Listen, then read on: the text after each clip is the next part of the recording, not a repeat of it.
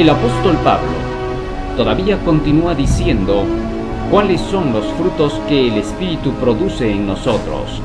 Continúa su lista: benignidad, bondad y fe o fidelidad, como se le ha puesto en la lección de ahora. La benignidad, ¿qué cosa es y cómo se manifiesta en nuestras vidas? Dice el apóstol en el libro de Efesios capítulo 4 versículo 32: Antes sed benignos unos con otros, misericordiosos, perdonándoos unos a otros como Dios también os perdonó a vosotros en Cristo. La benignidad está relacionada con la misericordia, con el perdón de unos hacia otros. Dios nos dio la oportunidad, a través de su benignidad, de que nosotros podamos arrepentirnos.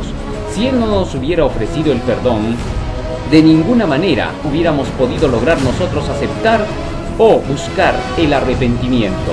Aunque hubiésemos querido dejar el mal, de nada nos hubiera servido. Así que fue necesario que el Señor pudiera ofrecernos el arrepentimiento por medio de su benignidad. Por eso es que el apóstol Pablo dice claramente: ¿o ignoráis que su benignidad te guía al arrepentimiento? Sin duda que la benignidad de Dios nos guía al arrepentimiento, para que cada uno de nosotros podamos tener la oportunidad de pedirle el perdón de nuestros pecados. Romanos capítulo 2 versículo 4. Ahora, esa misma benignidad que Dios manifestó por nosotros dando a su Hijo, deberíamos nosotros tenerla, dice aquí el apóstol Pablo, para con los demás. A fin de que esta benignidad pueda estar en nosotros como estuvo en Dios para poder dar a su Hijo, necesitamos primero recibirla. Dice el Señor en San Mateo capítulo 10 versículo 8: de gracia recibisteis, dad de gracia. Así que entonces primero necesitamos tener la benignidad antes de poderla brindar. No podemos dar lo que no tenemos. Nosotros estamos totalmente destituidos de la gloria de Dios. Así que sería imposible que nosotros podamos hacer algún bien por nosotros mismos. Ahora bien, ¿qué cosa es esa benignidad? Veamos la conceptualización. Aquí decía el texto bíblico: sed benignos los unos con los otros, misericordiosos. Ahora, ¿dónde encontramos esa benignidad para tenerla nosotros primero? Vamos a ver. La Biblia nos va a responder cada una de estas cosas. Nos dice el salmista David en el libro de Salmos, Salmo 119, versículo 76: sea ahora tu misericordia para consolarme, conforme a lo que has dicho a tu siervo. David dice aquí que la misericordia es la que nos da consuelo, y luego dice en el versículo 82: desfallecieron mis ojos por tu palabra, diciendo, ¿cuándo me consolarás? De manera que entonces la misericordia aquí es presentada como la palabra de Dios. Y esa palabra, dice la Biblia, que es la que nosotros necesitamos para que podamos alcanzar a ser benignos. La benignidad es la misericordia, y la misericordia está en la palabra de Dios. Toda la palabra de Dios es pura misericordia. Así que al llenarnos de la palabra de Dios nos estamos llenando de misericordia, y por lo tanto el efecto será que seremos benignos. La benignidad entonces no es un esfuerzo humano, sino más bien el resultado de seguir las enseñanzas de la palabra. Cuando en una ocasión Dios se presentó ante Moisés en el libro de Éxodo capítulo 33 versículo 19, se nos dice que Dios le dijo a Moisés: yo pasaré delante de ti todo mi bien. Así que entonces el Señor pasaría delante de Moisés mostrándole todo su bien. Todo el bien de Dios le fue mostrado a Moisés en el monte, y como emblema de ese bien, Dios le entregó a Moisés los 10 mandamientos. Dice el libro de Éxodo capítulo 34 versículo 28: y él estuvo allí con Jehová 40 días y 40 noches, no comió pan ni bebió agua, y escribió en las tablas las palabras del pacto, los 10 mandamientos. Así, la ley de Dios era el emblema de la benignidad de Dios. Por eso en Romanos capítulo 7 versículo 12 dice: la ley es santa y el mandamiento es santo, justo y bueno. De tal manera que el mandamiento de Dios lleva la bondad de Dios, el bien de Dios. Para que nosotros podamos llegar a ser benignos, primero tenemos que tener la ley de Dios dentro de nuestros corazones. ¿Y cómo se logra eso? En el libro de Hebreos, en el capítulo 10 y en el versículo 16, el Señor promete que en el nuevo pacto escribirá sus leyes en nuestras mentes y en nuestros corazones. A fin de que estas leyes puedan ser escritas en nuestras mentes y corazones, el Señor nos ha dado la palabra, para que por medio del Espíritu Santo se nos puede escribir el amor de Dios en nuestros corazones. El hombre no puede dar lo que no posee. A fin de que el hombre pueda manifestar la benignidad, primero debe tenerla dentro. En este punto podemos pasar ahora a la siguiente frase que mencionó el apóstol como fruto del Espíritu, la bondad. Veamos un caso en la Biblia. En el libro de Nehemías, en el capítulo 9, versículo 19 hasta el 21, nosotros leemos acerca de cómo él cuenta que Dios había guiado a su pueblo desde que lo sacó de la tierra de Egipto. Le dio de comer maná en el desierto. Lo hizo combatir a sus enemigos cananeos hasta destruirlos y no quedar ninguno de ellos.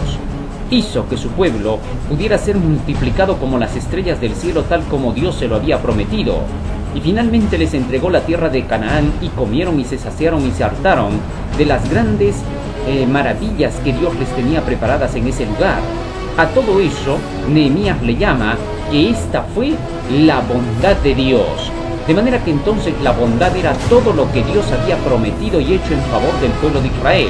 Nehemías 9:25 dice: y tomaron ciudades fortificadas y tierra fértil, y heredaron casas llenas de todo bien, cisternas hechas, viñas y olivares y muchos árboles frutales. Comieron, se saciaron y se deleitaron en tu gran bondad. De manera que entonces la bondad nosotros la aprendemos de Dios mismo. En el contexto de la palabra de Dios se nos muestra cómo es que Él realizó actos de bondad en favor de su pueblo. Todo lo que Él hizo en favor de su pueblo y en favor de toda la humanidad, nosotros podemos ver dentro de las Escrituras para que éstas se hagan parte de nuestra vida. Cuando las Escrituras están en nosotros, las historias de la Biblia, las grandes proezas de Dios en forma bondadosa para su pueblo, nosotros podemos imitarlas. Necesitamos ser imitadores de Dios de esta manera. El apóstol Pablo dice claramente: sed imitadores de Dios, en el libro de Efesios, capítulo 5, versículo 1. Cuando nosotros nos llenamos de la palabra de Dios, de la ley de Dios, entonces la bondad saldrá a relucir de nuestras vidas, porque el hombre es desequilibrado. El hombre le puede llamar bondad a lo que él se imagina. Muchas veces el hombre trata de ser bondadoso, trata de ser benigno, trata de ser misericordioso, paciente, pero quiere sacar todo esto de sí mismo. O va al diccionario, o busca un libro, o busca el consejo de otra persona para saber qué cosas significan estos términos. Es un error tener que hacerlo así. Necesitamos buscar todos estos términos dentro del contexto mismo bíblico para poder entender cómo debemos llegar a ser así. A veces cuando una persona, por ejemplo, Moisés cuando bajó del monte y encontró que el pueblo de Israel se había desviado de Dios, inmediatamente dice que rompió los 10 mandamientos delante de ellos. Pero Aarón se levantó y dijo: no se enoje mi señor. Y parecía que Aarón tenía un carácter mejor que el de Moisés, parecía ser incluso más manso y humilde que Moisés, parecía más perdonador que Moisés. No obstante, lo que tenía Aarón era cobardía, porque se estaba poniendo de parte del mal. De manera que entonces no todas las veces la bondad ha de ser manifestada tratando de ser tolerantes con aquellos que están haciendo aún el mal. Debemos tener cuidado para mantener el equilibrio. La única forma de mantener el equilibrio es copiando e imitando a los grandes hombres de Dios. El apóstol Pablo por eso decía: sed imitadores de mí, 1 Corintios 11:1. Entonces necesitamos entender que debemos imitar a los grandes hombres de la fe. Y con esto entra a tallar ahora la fidelidad. La Biblia nos dice que debemos de ser fieles. Apocalipsis 2:10 dice: sé fiel hasta la muerte y yo te daré la corona de la vida. A fin de que pueda haber fidelidad en nosotros, necesitamos tener las palabras de Dios dentro de nosotros, porque dentro de ellas se muestra cómo es que hubieron grandes hombres fieles de la antigüedad. Se nos muestra todo el libro de Hebreos capítulo 11 de los grandes hombres de fe que fueron fieles al Señor. La fe y la fidelidad tienen que estar atadas, no pueden estar separadas.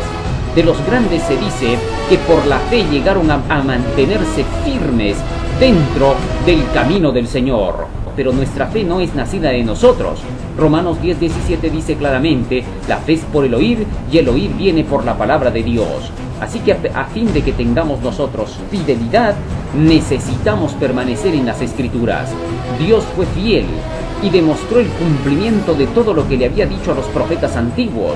Así nosotros también podemos ser fieles Cuando nosotros tenemos la palabra de Dios dentro de nosotros y nos sometemos a ella, el permanecer en obediencia a la palabra de Dios en todo es ser fiel.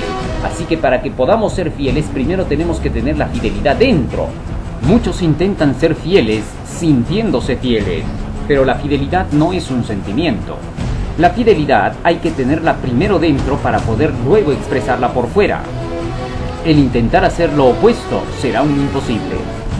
En el día de hoy hemos aprendido 3 frutos más del Espíritu: benignidad, bondad, fe o fidelidad. Con la ayuda de Dios y del Espíritu Santo podremos practicar estas hermosas virtudes.